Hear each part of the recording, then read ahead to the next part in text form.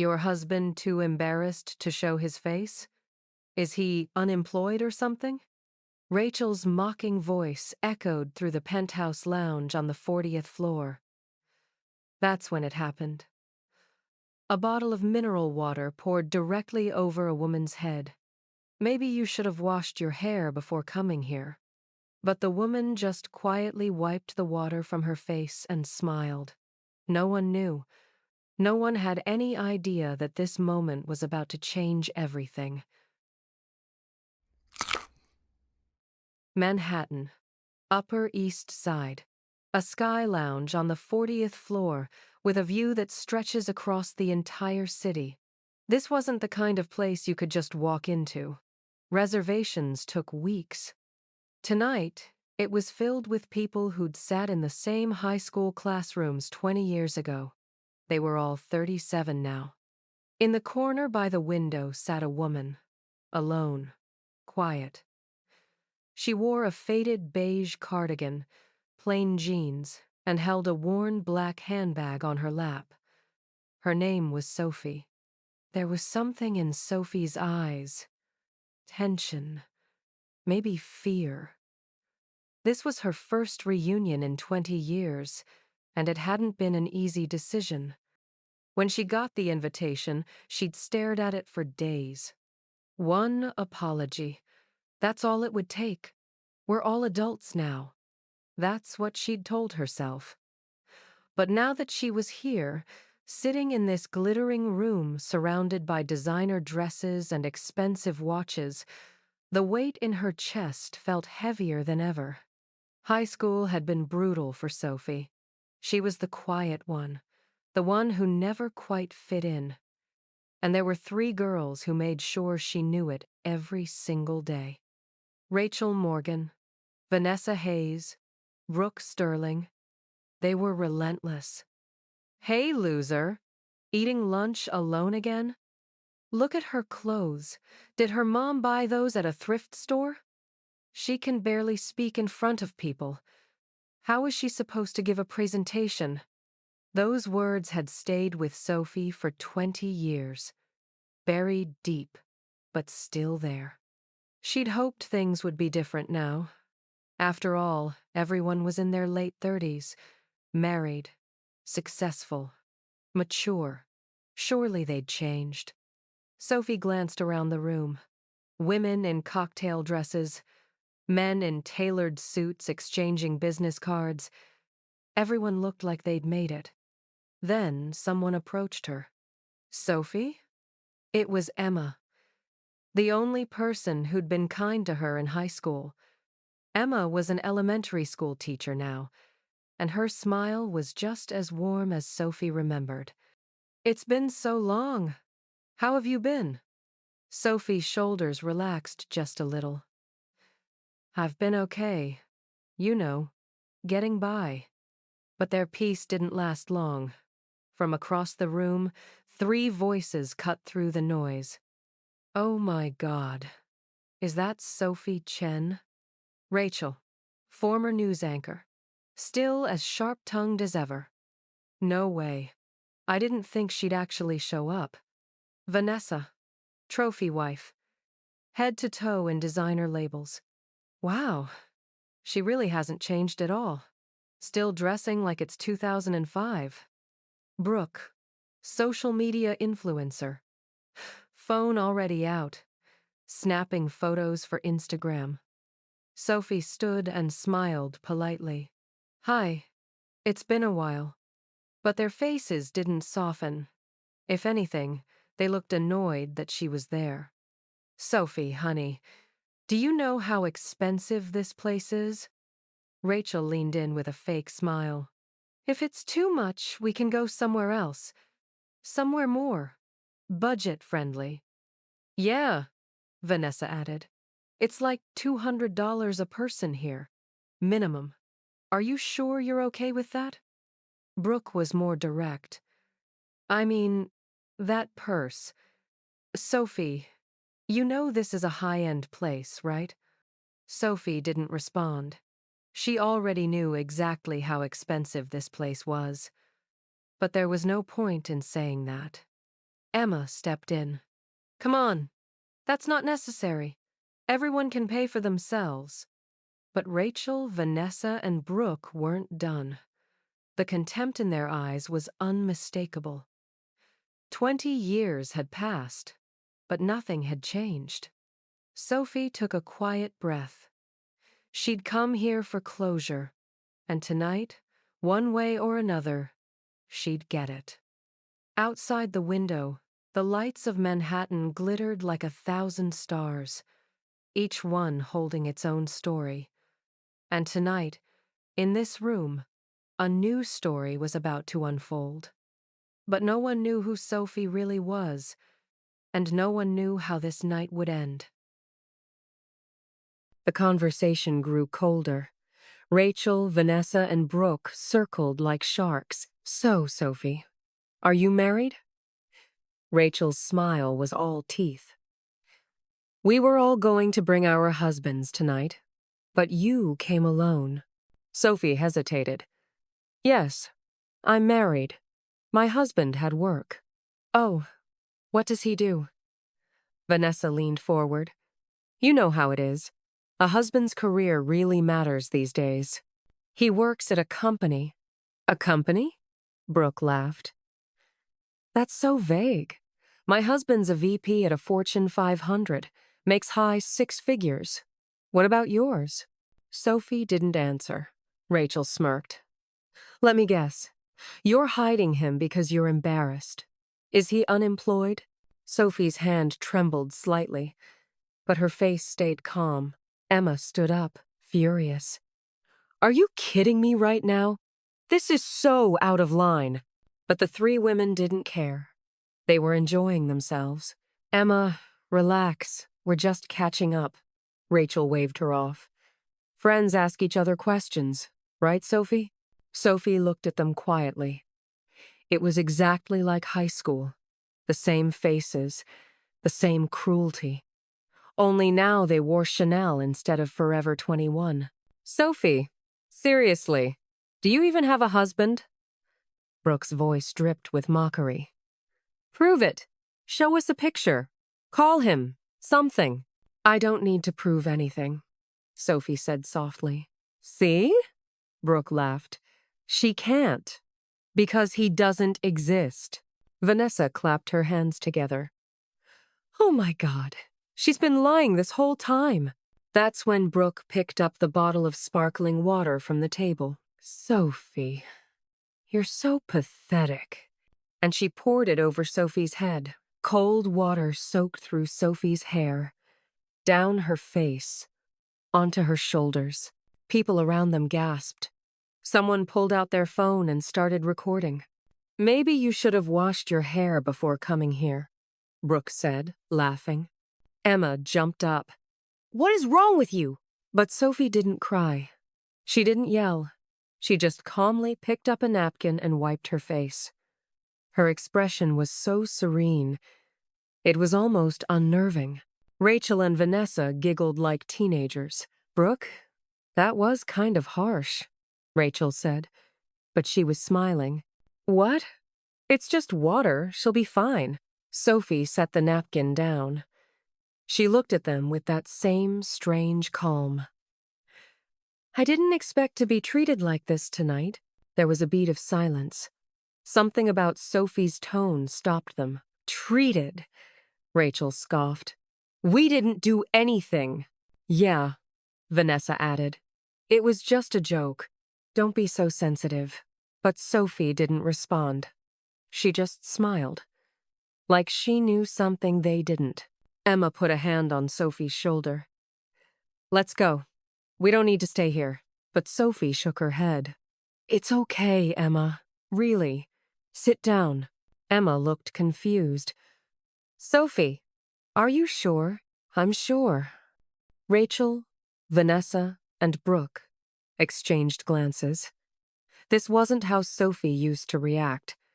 Back in high school, she would have run out crying. Now she was just sitting there, smiling. Sophie, are you okay? Vanessa asked, genuinely confused now. You're acting weird. Am I? Yeah, You're way too calm. It's creepy. Brooke leaned forward. Are you on something? Because normal people don't get water dumped on them and just smile like that. People at other tables were whispering now. Some looked uncomfortable.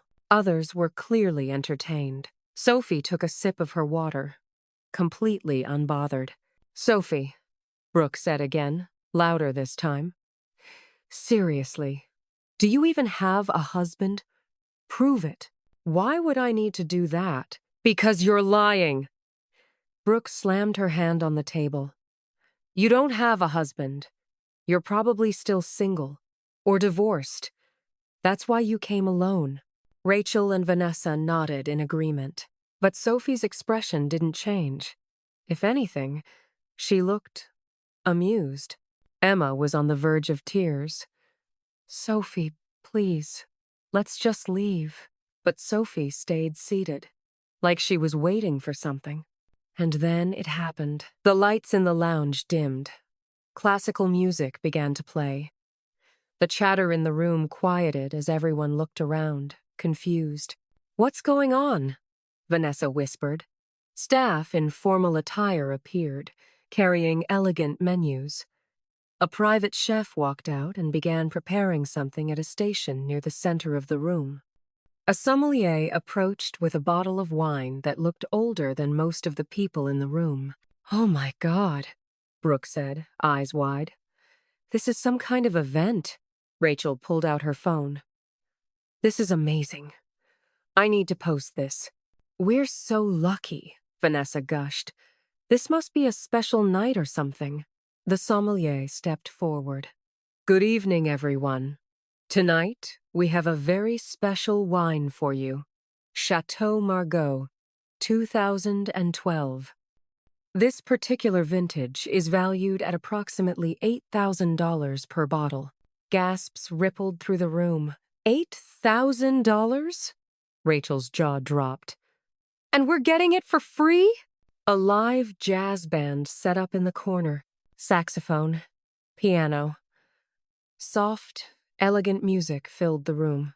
Brooke was practically bouncing in her seat. This is insane.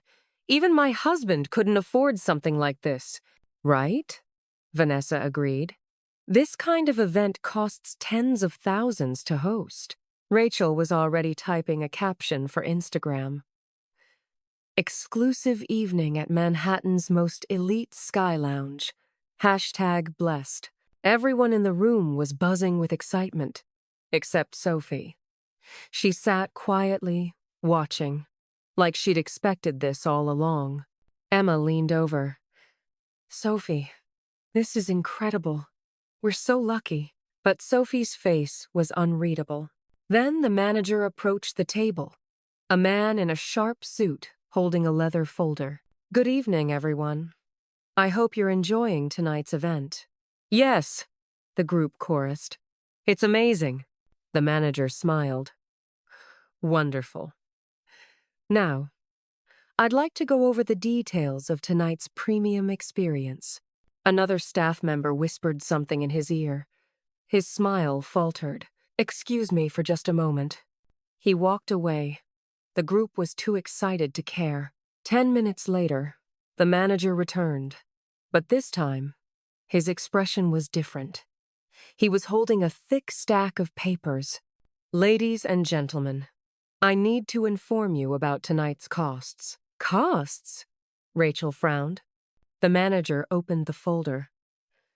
The premium experience you've enjoyed this evening, the wine, the private chef, the live band comes to $3,800 per person. The room went silent. What? Vanessa's voice cracked. $3,800 per person. With 20 guests, that brings the total to $76,000. Brooke shot to her feet. Wait, we didn't order this. Yeah, Rachel added.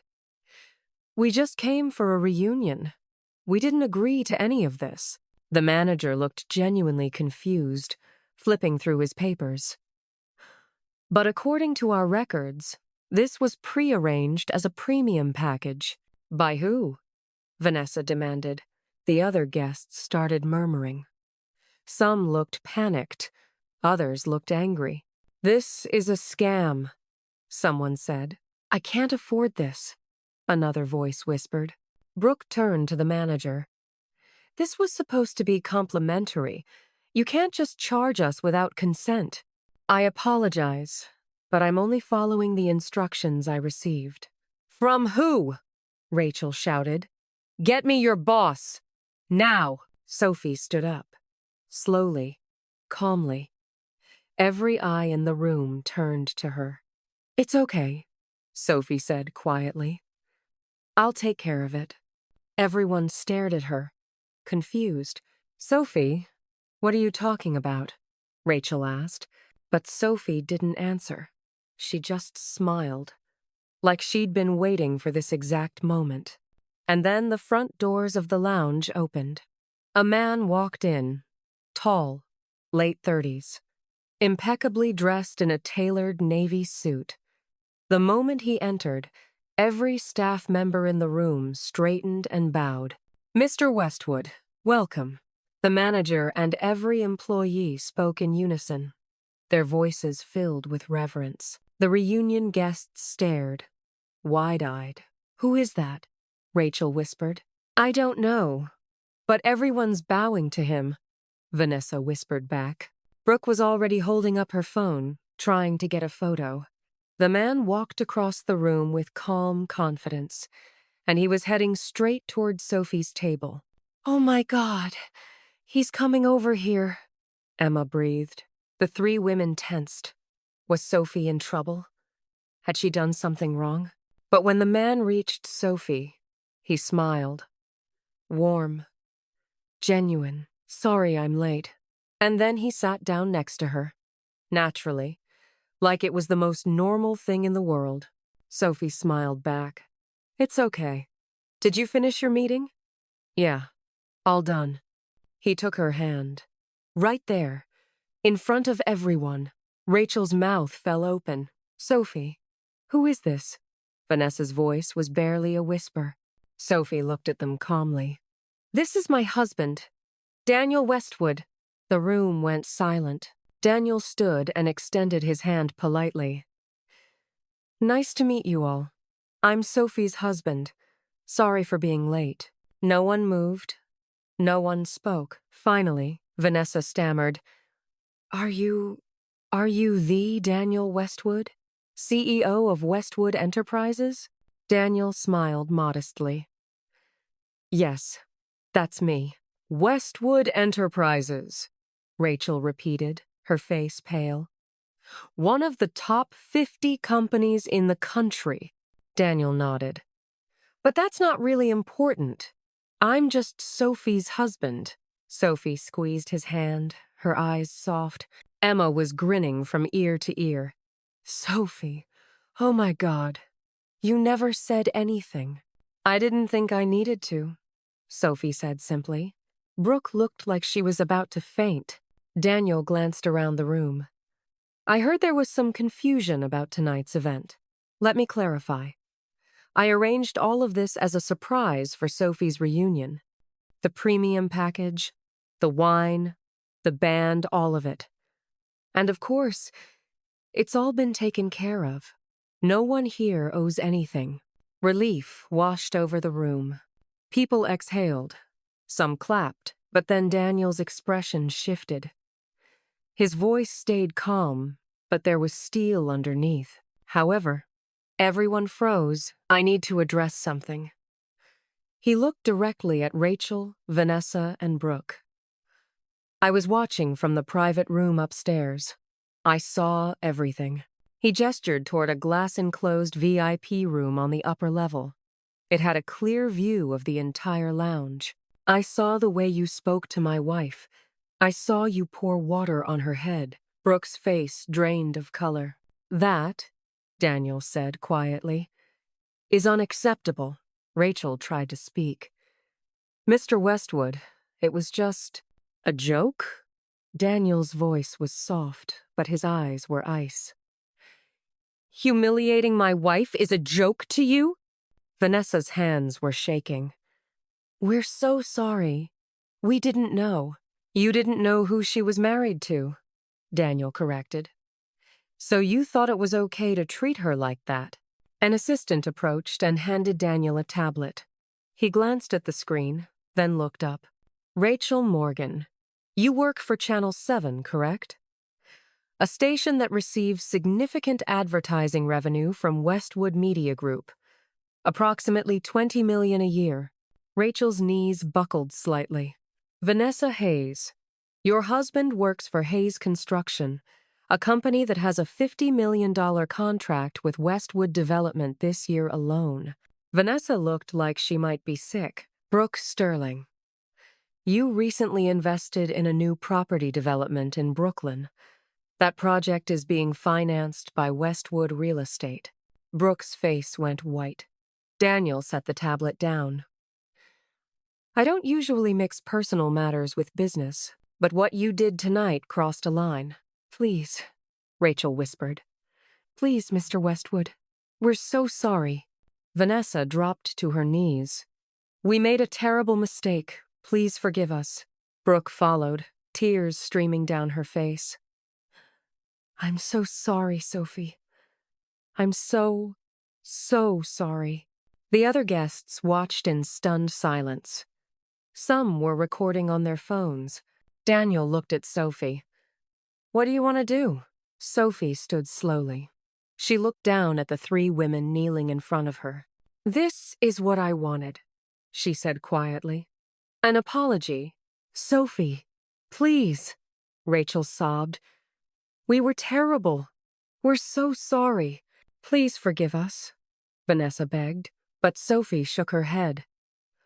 A real apology isn't about kneeling. It's about changing. And I don't think you've learned anything yet. She turned to Daniel. Let's go. Daniel nodded. He stood and addressed the manager. I'll cover tonight's costs for everyone. But these three, he gestured to Rachel, Vanessa, and Brooke, are no longer welcome at any Westwood property. Please make a note of that. Understood, Mr. Westwood. Daniel turned to the other guests. I hope you all have a wonderful evening. And to those of you who were kind to Sophie, thank you. I'd be happy to see you again. Emma stood up, tears in her eyes. Sophie, I'm so happy for you. Sophie hugged her. Thank you, Emma, for everything. Then Sophie and Daniel walked out of the lounge, hand in hand. Behind them, Rachel, Vanessa, and Brooke were still on their knees. Still crying, still begging, but it was too late. The damage was done. Weeks passed.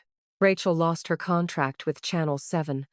The station cited restructuring, but everyone knew why.